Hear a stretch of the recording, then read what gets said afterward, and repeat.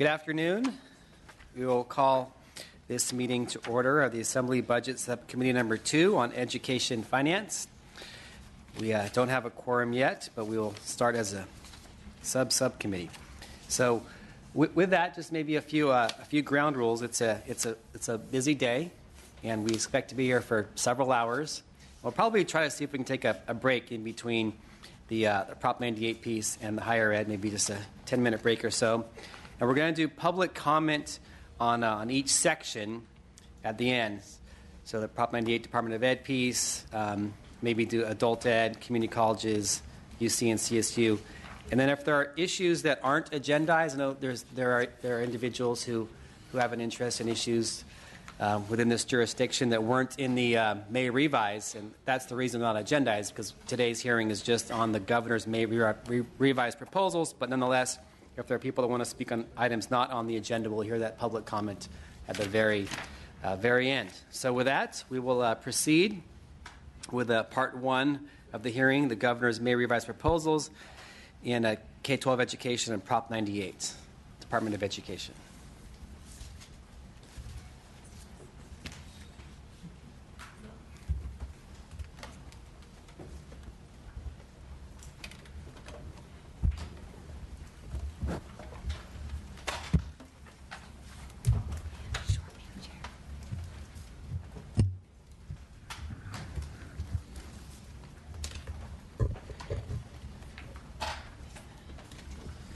Okay, we're going to proceed with an overview from Mr. Cabral from the LAO.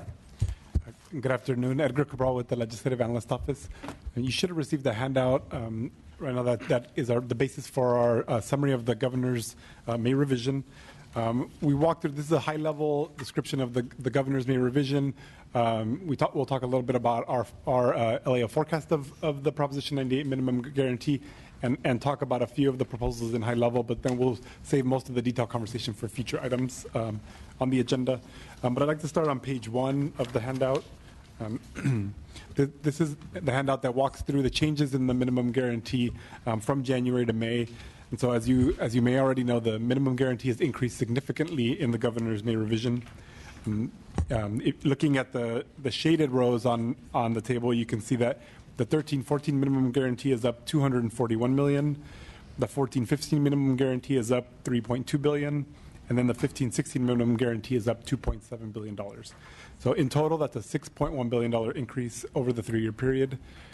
And we do, in the governor's May revision, they do estimate that property tax revenues are up $556 million. So the net general fund costs of these increases is $5.5 billion. So this is substantially higher than what was assumed in January.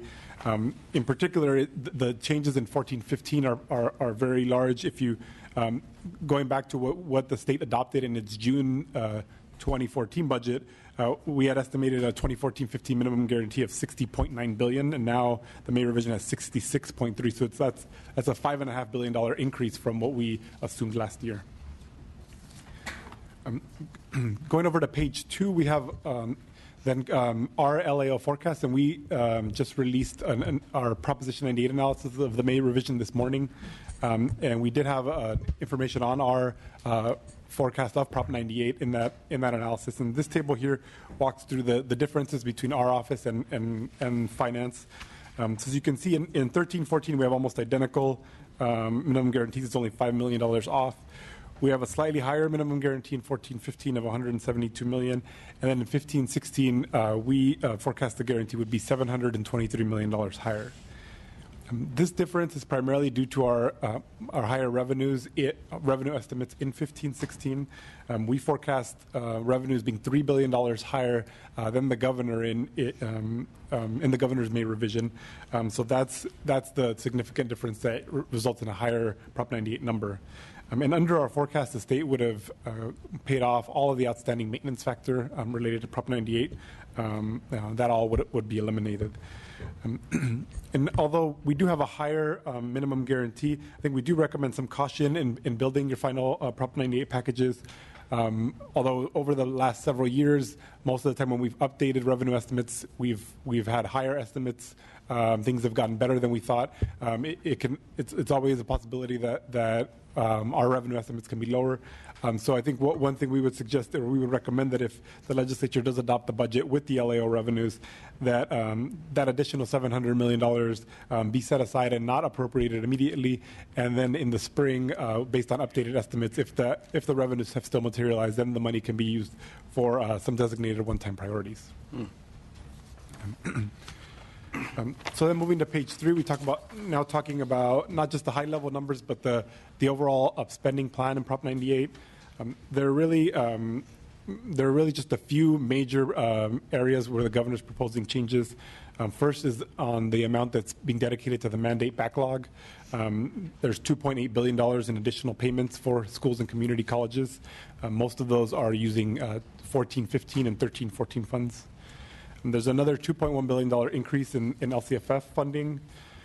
In terms of dollar amount, a much smaller amount, but important in policy changes, is a $64 million package related to special education. And then $638 million increases in community college funding. And so I'll touch on a few of them very quickly before we go into individual items. But just really quickly, our comments on the plans. We do continue to agree that the overall approach continues to be sound. We think prioritizing paying down mandates and accelerating LCFF implementation is wise, and the focus and priority on LCFF is consistent with the legislature and the governor's priorities over the past several years. We do have some concerns with some of the policy proposals, and we'll talk about them as we go through. On page 5, we just briefly to touch on the mandates backlog. The governor's proposal, it's a $2.8 billion additional payment from what was in the January budget. Of that amount, $2.5 billion is for K-12. Overall, in total, you'd be looking at $3.6 billion in funding in this budget for paying down the mandate backlog for schools. And this is proposed to be distributed based on attendance.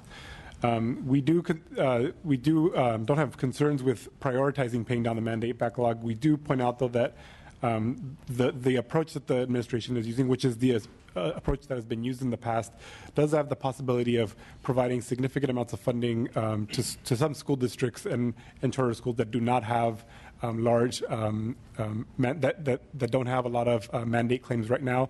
It's possible that the amount that we provide in the budget would more than exceed those claims, and so you'd be providing funding that doesn't necessarily go down to paying down the mandate backlog. This is what some folks have been referring to as leakage in terms of funding that's being paid out but is not actually going towards paying down the backlog. So we know that in terms of the outstanding mandates, one of the biggest one is a high school science mandate. And so what we would recommend is using the same dollar amount that the governor is proposing, but to distribute those payments based on providing those payments, or a big chunk of them, 3.3 out of the 3.6 billion towards high schools. And the way we do that is by providing those only to unified school districts and high school districts. This would ensure that more of the funding that you're appropriating would go towards paying down the mandate backlog. Moving on to page 6, just briefly on the LCFF. The proposal provides an additional $2.1 billion. This is in addition to the $4 billion that was proposed in the May revision, in the governor's January budget. We estimate, or the administration estimates, and we've confirmed in our numbers, that this amount would close 53% of the remaining gap to the target LCFF levels, so that's significant progress in 1 year. One significant change that we'd point out is the governor has a proposal to change the way that these payments are made in the budget. And so in prior years, the state, in deciding how much gap funding to provide, has placed a fixed dollar amount in the budget. And then the department has then taken available data from districts and made those payments to ensure that that exact amount of dollars has been paid out. What that does mean is that our estimates of gap funding, last year, for example, we had estimated 32% gap funding would be provided. It could be that in practice, it's not been exactly that. It could be a little bit lower, or a little bit higher based on CDE's estimates. But we ensured the way that we did it before that the total amount spent for gap funding was fixed. The governor's proposal is to shift it to in the budget, specify the percentage of gap funding And then the department would make sure that every district had exactly 53% of the gap filled.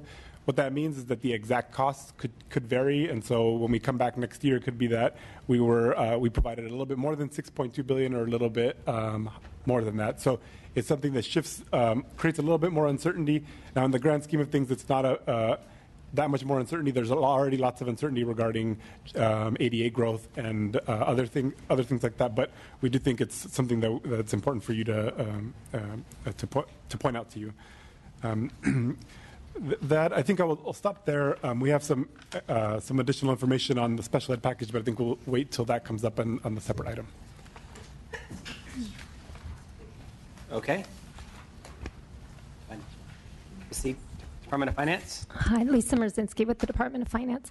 There's a handout, I think, that you were provided. It's a one-page handout. It is coming. I don't know if we have it yet. Can you wait? Okay. Yes, I'll wait.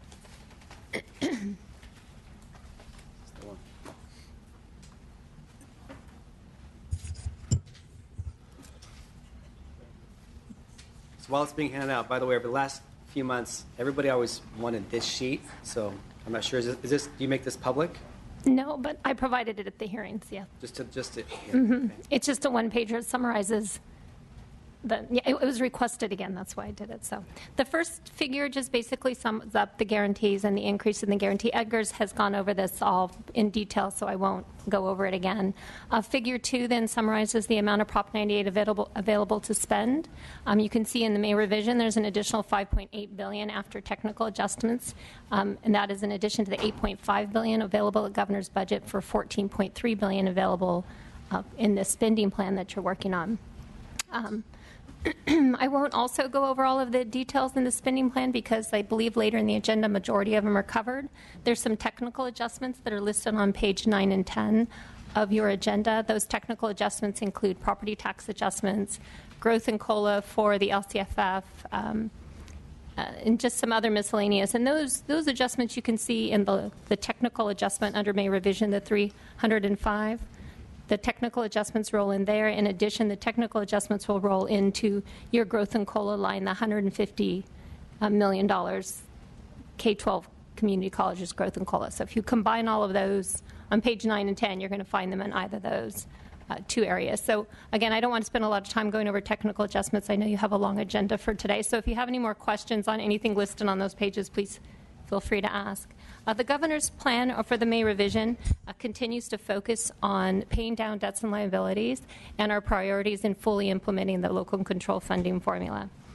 Again, as Edgar mentioned, the largest investments are the $2.1 billion in LCFF transition funding, which makes total spending at $6.2 billion.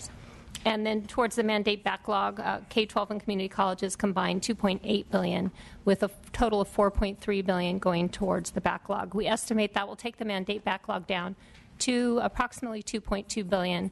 And you can see that balance on the backside of your page in Figure 4. Those are the remaining outstanding debts and liabilities in Figure 4. So overall, again, the governor's plan is consistent with the way that it's been in the past. We're focused on, keeping one-time expenditures with one-time resources and balancing the two. We were using additional $2.6 billion for May revision towards ongoing funding and $3.2 billion towards one-time spending.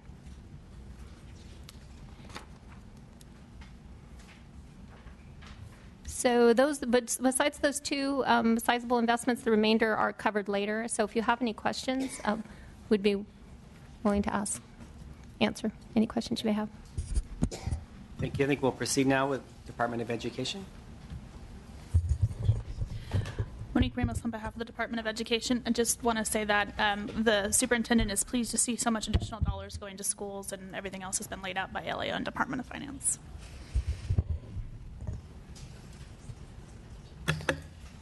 Okay. Any overall questions before we proceed from committee members? Hearing none, let's stop now and establish the quorum. Call the roll. Assemblymember McCarty. Here. Chavez. Here. Kim. O'Donnell. Here. Ting. Okay. So let's proceed now with the individual issues. First is special ed.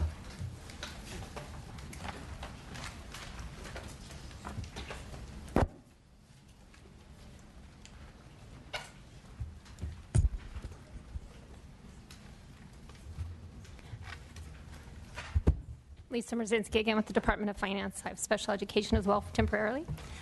So we had the opportunity to hear from Special Education Task Force last month at one of the hearings, and they presented the findings of the report. The administration would like to thank the task force for their dedication and commitment in preparing this comprehensive report. In response to the task force recommendation, the governor's May revision includes a special education package with investments of $60.1 million of Proposition 98 funds, general fund, and $50 million in ongoing and $10 million in one-time, and proposes shifting over $2 million in federal special education IDA funding to implement selected programs recommended by the task force and to make targeted investments that improve service delivery and outcomes for all students. The special education investments are as follows: $30 million in ongoing Prop 98 funding to increase special education opportunities for infants and toddlers. These infants and toddler program currently is historically funded, and the participants are it was frozen in time, so it's kind of outdated formula. And this $30 million investment would allow to open up for new participants and increase the ability for early interventions. There's a $12.1 million ongoing Prop 98 investment to provide additional 2,500 part-day preschool slots with a priority for students with children with exceptional needs. And in addition to that, there will be $6 million ongoing Prop 98 to provide a 1% reimbursement rate for part-time preschools. Again, the focus is on early intervention on students. There's a $1.7 million ongoing federal individuals with disability education state-level funding shift that would fully expand the alternative dispute resolution program. This is a program that began as a pilot program, and we are recommending to expand it through the entire state. There's also a $500,000 federal IDA state-level activity funds to develop technical assistance to local education agencies for implementation of the new federal requirement. The federal requirements have kind of shifted away from compliance-based models to a more outcome-based. This plan, the State Systemic Improvement Plan, these funds will help gear or move the LEAs towards meeting these outcomes and then give more assistance to those who need additional assistance. Also, with the shifting of the federal dollars, we're recommending a $2 million general fund backfill in order to continue the state federal grants at the current level.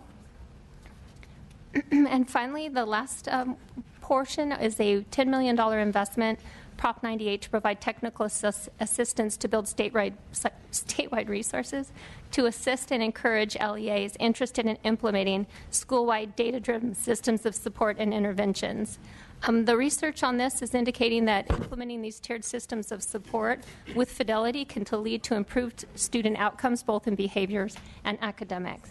So that concludes the report. If you have any questions. Aleo? Thank you. Good afternoon. Rachel Ehlers with the LAO. I'll pick back up from the handout that my colleague Edgar was presenting. On page 7, there's a figure that summarizes all of the proposals that were just described by the Department of Finance. As you can see and as you heard, many of them center around suggestions from the statewide task force and emphasis on early interventions and programs for infant, toddlers, and preschool, as well as a one-time block grant for addressing instructional practices. So our overall assessment is that we really commend the governor for attending to this issue, these important issues, and the work of the task force, but we have some concerns about the specific proposals. Specifically, we're concerned that in many of these cases it's too little funding proposed to really make a difference, too few details on how these would be implemented, and too little time for the legislature to be able to define some of those details and develop a concrete implementation plan before the passage of the budget. So we offer you an alternative package to consider. Turning to the next page, page 8 of the handout. This contains a side-by-side of what the governor proposed and our recommendations to you on each issue. Again, a lot of a lot of detail to fit into one chart, so happy to answer any questions. The first big recommendation you'll see at the top is that we recommend an additional investment beyond what the governor had proposed for special education, specifically providing $150 million to begin equalizing base funding rates for special ed. This was something that was discussed when the task force came to present. It was a big emphasis in their report. We think this is an opportune time to make this kind of investment given the notable increase in Prop 98 resources. And we really think this is a complement and even a component of the LCFF effort of the state to address historical funding inequities, equalize rates, and bring the supplemental funds that are provided for students to the same level regardless of where a student attends school across the state. This estimate, at this point, we think would fund roughly half, probably a bit less than half of the existing gap in funding rates across the state, which is about what is proposed for LCFF in the governor's budget. So moving from there on the governor's proposals, just very quickly, again, we think an emphasis on early intervention makes sense, but with the infants and toddlers, $30 million, we would recommend waiting a year and spending this year really learning more about how much is needed for that and how those funds should be allocated. The governor's proposal doesn't have much detail about how those funds would go out because it is very complicated. The Department of Developmental Services is involved, as well as some districts. The funding arrangements and allocations go back to the 1980s. So we do think this is definitely an area in need of updating, but we think it's premature at this point to determine how much when we don't even know what the need or arrangements are, how the funding would go out. So we'd suggest adopting budget bill language, convening a stakeholder group across the next year, and then revisiting this issue next year. Regarding preschool, we have, again, we think it's a great goal to try and integrate more students with disabilities into the preschool programs. Research shows it benefits not only the students with disabilities, but as Mr. Chavez brought up in the hearing a couple weeks ago, also the students without disabilities. But we have concerns about the governor's approach, that this won't, just prioritizing new slots for students won't ensure that programs decide to take those new slots and find them, and also that it won't lead to systematic change across all preschool programs across the state, which is really what we think the goal ought to be and what was emphasized by the task force. So instead, we suggest setting a new expectation that each program enroll a certain percentage of students with disabilities. This is what's used for the federal Head Start program, that this could be phased in over time, and that to help not only incentivize this, but make it actually feasible, that the state increase the reimbursement rate that it provides for preschool programs for serving these students. We think that's a more ongoing and systematic approach to this. On the $10 million one-time grant for improving instructional practices, again, this could be a good approach, but we would suggest waiting until there's more detail. We don't know who would get these funds, what they would be used for. We think it's premature to allocate funds without those levels of details being decided, so we'd suggest waiting on this until there's a more detailed approach for how these funds would be used and what the outcomes we're expecting are. On the next preschool, the $6 million for preschool, increasing training and parent education. There are already training and parent education requirements for state preschool. Just being more specific about them, we don't think necessitates a rate increase, nor do we have enough information to ensure that to assess whether those new requirements are actually needed. So we'd suggest delaying on that as well. The fund swap that's proposed we don't think is necessary if you take an alternative package. The $1.9 million for increasing funding for the Office of Administrative Hearings we'd recommend adopting, but only on a one-time basis until you find out if that need is ongoing. The alternative dispute resolution, the grants that are proposed are $15,000 per SELPA, which is, again, the special education consortia across the state. It's a very small amount of money. We don't think it would really be effective in affecting change. We'd suggest you put a larger investment in equalization, and then SELPAs would have resources to implement this alternative dispute resolution if they found it effective. We do think it may make sense to provide some money at the statewide level to develop some resources on that. And then finally, on the state level improvement activities, we would recommend adopting that proposal. Okay. Before we get to the Department of Education, just real quick on your overall big picture recommendation. So on the bottom line, the ledger is about 90-something million more than it's proposed from the Department of Finance and the May revise. Right. So are you proposing taking the same allocation from the governor's May revise, or going back to the additional revenue that you project for 98 to pay for that? Yeah, so I think as my colleague mentioned, we are projecting much higher revenues for the state. So if you adopted our revenues, you'd have a lot more funding available. If you wanted to stay with the governor's proposed amount, even within that, we have various recommendations of other items that we have suggested you not adopt, which could free up some funding to do this. So it really will conform to your whole package. But given whether you're under the governor's revenues or our office revenues, there's a lot of growth within 98, and so we therefore think this is a good place to put some of it. Okay, thank you for your suggestions. Mr. Chavez?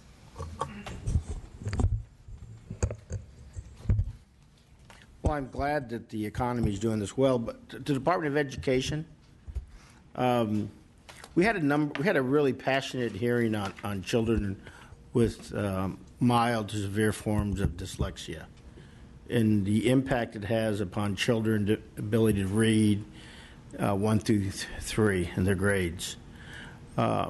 What's the position of your department as far as dealing with that need? You feel you're adequately funded, you're prepared, or should we be following the LAO's example of being more specific and directing it that way?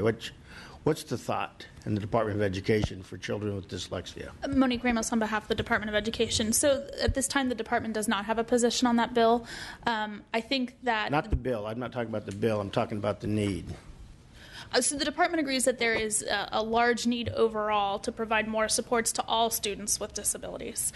And I think we believe that a more comprehensive approach, looking at all of these students versus specific types of students, is important. I'm sorry, what did you say? So we think that a more comprehensive approach, such as has some of the recommendations that have been laid out in the task force recommendations, is a better approach than trying to go disability versus disability like the Fraser bill does.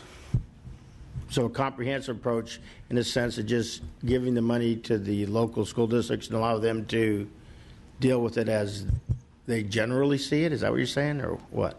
So there are lots of recommendations within the report, and actually I think I'm going to hand this over to Fred Balcom, who's the director over our special education division, to kind of get into more of the specifics. And I appreciate the comprehensive approach, but I just want to focus on one specific area, and that's dyslexia. We've been Fred Balcom, Director of Special Education. We've been following very closely the numerous pieces of legislation across the country and at the national level, attempting to introduce specific legislation regarding dyslexia. What we have found is that the support for that particular aspect of the disability is fairly narrow. It is believed by most that it is covered within the general category of specific learning disability, where it specifically names dyslexia as one of those options for identifying a student with a learning disability.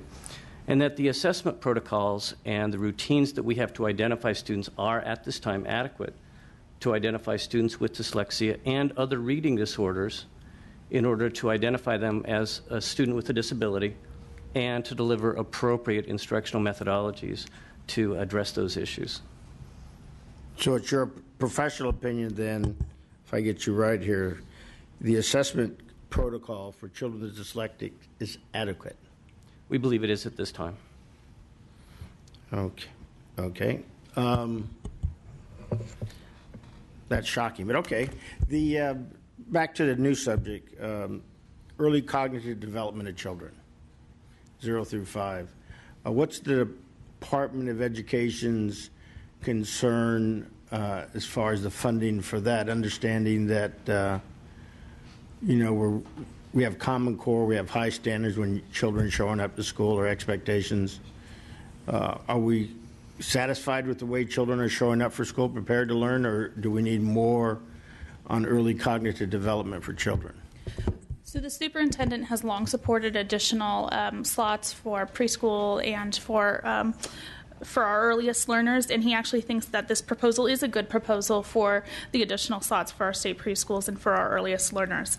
As you know, and we discussed at a prior hearing, the Department of Education, the State Board of Education, and First Five pursued a federal grant in order to provide additional slots for students with who needed earlier intervention. Unfortunately, the state did not receive that grant, but we feel that the $18 million for the state preschool in governor's budget starts to implement some of those ideas and head down that road. How much money was it we're going to put in for that early cognitive development? I don't have those numbers with me right now, but I can get back to you. You know, I was at an event Saturday with in one of my school districts, and I was talking to the county Board of Education, some of their staff members working on this. And which I didn't know is, I guess they look at the entire county by zip code and assess the economics of the community by zip code, and then assign slots for 0 through 5 by economic, as they determine economic needs. Is that the standard we do in the state? Because I was led to believe by the county of San Diego that it is. Could you talk to me about that, Department of Education?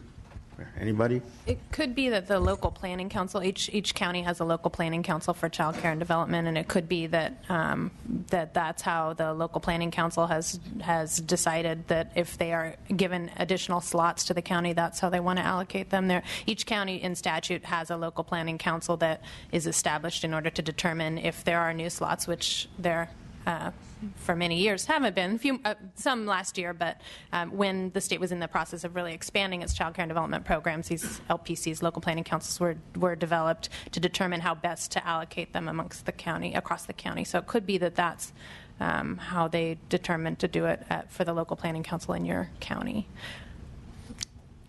Okay, and if they have these local planning councils by each county, or at least by county, I assume other county, they led me to believe other counties have similar programs. It's statutory. Every county must have a local planning council and provided some funding. So they must have clearly identified the need then, right? I mean, every county's doing it, so they would identify their shortfall. That's right. That's Do we know what the shortfall is across the state? You know, we used to collect data of waiting lists across the whole state. The funding for those centralized eligibility lists was cut during the recession, so we don't have a centralized list at the state right now. We know that the need is there, and we're certainly, as a state, the funding levels aren't sufficient to serve all eligible kids at this point. And so the Department of Finance for the governor's office, have you looked at that as far as funding the need for early cognitive development? Because I know the governor's supportive of that, and I think everybody is right now. Jessica Holmes. What's the methodology is that I'm trying to get to? Have we determined the need, and how much of the need are we meeting? Jessica Holmes, Department of Finance. I think it depends on the program that you're looking at. We have entitlement programs, child care programs in CalWORKS, and we look at trends over time to determine need in those programs. Our other programs are capped programs, so we provide funding up to a certain level, and then however many children it serves is how many children it serves. So those are the two types of programs that we have, and we don't track need in those programs. Okay. Just like I should like to always remind everybody, I'm not talking about child care. I'm talking about, early cognitive development of children, not child care. But, yeah. Thank you. And let's go back to this section. I know the Department of Ed wanted to address special ed, but certainly, as you know, that's a big priority of this subcommittee is early education. And so I would hope that later in the week you'll see an action item on that. It's not agendized today because it wasn't as part of the governor's May revision proposal grant. A little bit disappointing, but we hope to come back and circle later in the week and address that. You answered a lot of the questions from Mr. Chobbs. Anything more to add on this section with special ed, or else we'll proceed to the next item? I just wanted to say that we particularly appreciate the $1.9 million to fully fund the OAH contract, as that's necessary for us to continue the contract with the Department of General Services. Okay. Thank you. With that, the next item, Common Core mandate backlog. And again, there are no action items on these issues. They're all held open until later in the week.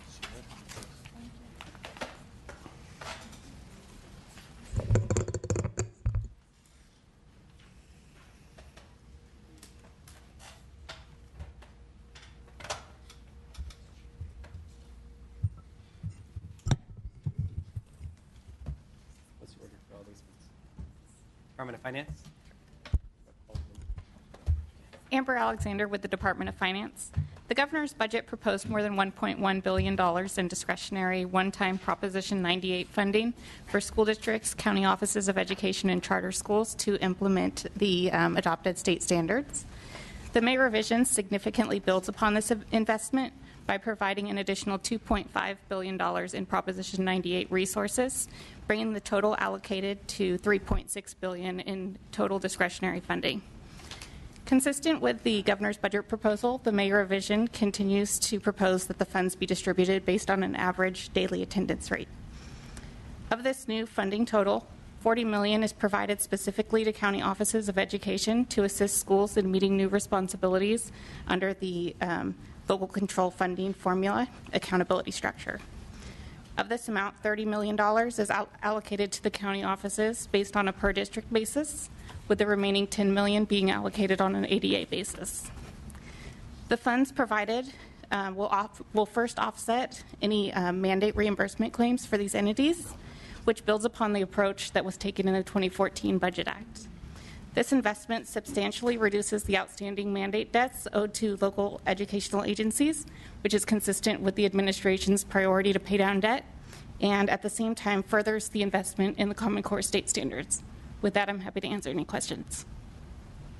Thank you. LAO? Sure, Edgar Cabral with the LAO. I think just to clarify again, the proposal provides $2.5 billion in the May revised for K-12 education for to pay down the mandates backlog. This funding is provided to districts, and districts have already incurred those costs of the mandates. So when districts receive these funds, they really are one-time funds that are available for any use. The governor expresses some intent in his budget that these funds be used for the Common Core standards, but the funds in practice will be available for districts to use for any purpose.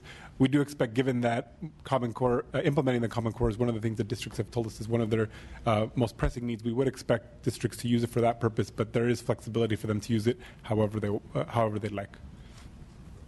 Okay. Department of Education. Monique Ramos with the Department of Ed. The superintendent has already stated that he believes that we should have another Common Core block grant and would like to see funds dedicated to the activity of Common Core implementation, unless we are happy to see additional resources for schools. Okay. Mr. Chavez? Okay. Thank you. Hold this issue open. Next item. CTE.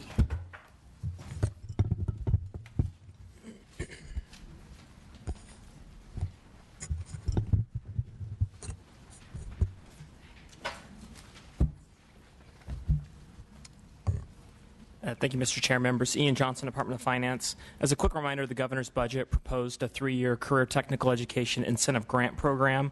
This was a 3-year transition program that, as we've testified in this subcommittee, was designed to encourage and maintain high-quality career technical education programs as we are transitioning from the relatively early years of LCFF implementation to the later years. The governor's budget, as another reminder, proposed $250 million Proposition 98 General Fund in each of the next 3 years for this purpose. So new for the May revision, we're proposing essentially 3 main changes. First, we're proposing to increase the overall funding for this program by about $150 million, and we're proposing to front-load the state funding such that in the first year of the program, $400 million would be provided. In the second year of 2016-17, $300 million would be provided. And then in the final year of the program, $200 million would be provided. Secondly, we're proposing a change to the local match requirement, and that change is essentially that as the state funding gradually decreases each year, the local match requirement will gradually increase each year. We think this clarifies our intent that this is a transition program. And then lastly, we're proposing that priority be given to when the Department of Education, in collaboration with the state board, chooses programs to award funding. We're proposing that priority be provided for programs that are located in rural areas and in areas with high dropout rates. We think these changes strengthen the proposal and, again, clarify the sort of transitionary nature of the program. And lastly, clarify the administration's ultimate vision that After this 3-year program, career technical education programs will be funded completely with LCFF resources. Okay. Before we get to the LAO, there's a fourth thing that I believe is you took out the provision where that locals could use the Career Pathways Trust as the match as well. From our perspective, a relatively minor change compared to the other 3, but yes, that's another change to the local match, is that the Career Pathways Trust is no longer an allowable use. Correct. LAO? Natasha Collins, Legislative Analyst's Office. I think the Department of Finance gave a good overview of the amended proposal. And as we had concerns with the January proposal, we continue to have those concerns. But we do note that the May revision does make some improvements on the design of that program, in that it phases out the program as described in a graduated way by increasing the local match, sending a clear signal that the program is intended to be temporary as we transition to LCFF. So we see that as positive. However, we continue to believe that creating a new CTE program for secondary schools is running counter to the principles of the local control funding formula that applies flexibility and allows locals with strong accountability to meet certain student performance goals. We think that given the higher per pupil funding rates for high schools under LCFF, as well as those added performance measures that I mentioned, that districts already have strong incentives to offer CTE to their students. So we continue to recommend rejecting this proposal. Thanks.